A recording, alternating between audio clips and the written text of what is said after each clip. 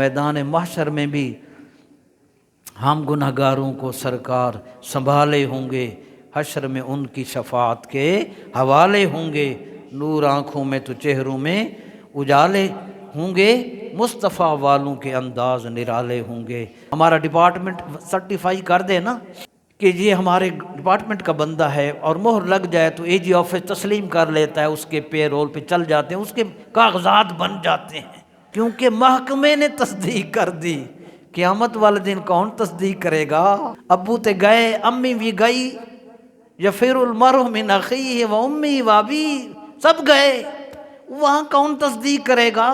ابی بکر صدیق رضی اللہ تعالیٰ عنہ، صدیق اکبر رضی اللہ عنہ سے یہ حدیث روایت۔ کالا فرماتے سمعت رسول اللہ صلی اللہ تعالیٰ علیہ وآلہ وسلم یقول من صلی علی کنت شفیعہ یوم القیامہ، کہ نبی پاک علیہ السلام کو میں نے فرماتے ہوئے سنا کہ حضور نے ارشاد فرمایا جو مجھ پر درود پاک پڑھے قیامت کے دن میں اس کا شفیع ہوں۔